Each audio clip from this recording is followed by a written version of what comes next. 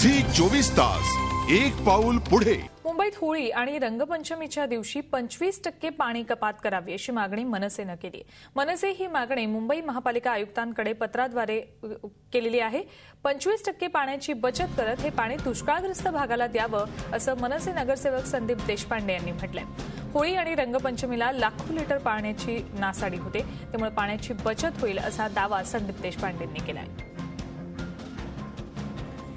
गेल्या वर्षीही मुंबईतून दुष्काळग्रस्त भागाला पाणी देण्यात आलं होतं।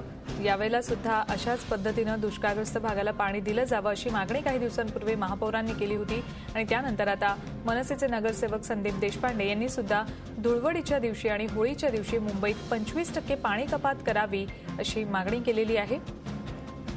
गेल्या कित्येक दिवसांपासून वेगवेगळ्या क्षेत्रातल्या मान्यवरांकडून यावेळेला फक्त रंगांची होळी खेळा, पाण्याची नासाडी करू नका असं आवाहन केलं जाते। दुष्काळग्रस्त भागात पाण्यासाठी प्रत्येक व्यक्ती तहानलेली आहे आणि अशा परिस्थितीत आपण पाणी वाचवायला हवं असं आवाहन प्रत्येकाकडनं केलं जातंय।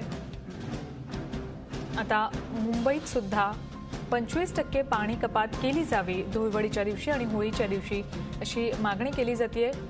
मनपा आयुक्तांना या संदर्भातलं पत्र मनसेकडून देण्यात आलंय।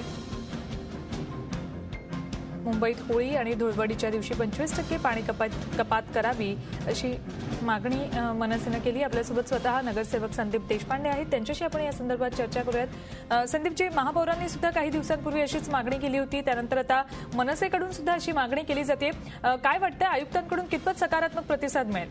नाही, निश्चित मिळायला पाहिजे, कारण आमची मागणी अशी आहे की जेव्हा रंगपंचमी असते तेव्हा पाण्याचा जो अपव्यय होतो तो टाळला गेला। त्यासाठी 25% पाणी कपात महानगरपालिकेने घोषित करावी, जेणेकरून पाणी हे चांगल्या पद्धतीने वापरलं जाईल लोकांकडनं आणि जे 25% पाणी वाचेल ते दुष्काळग्रस्तांसाठी उपलब्ध करून द्यावं।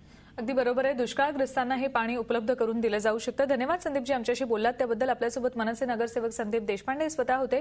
जर धुळवडीच्या दिवशी आणि होळीच्या दिवशी पाणी कपात केली तर हे पाणी दुष्काळग्रस्त भागाला उपलब्ध करून दिलं जाऊ शकतं आणि निश्चित याचा या दुष्काळग्रस्त भागातल्या लोकांना फायदा होईल अशी मागणी यावेळेला मनसेकडून सुद्धा करण्यात आलेली आहे। झी 24 तास एक पाऊल पुढे।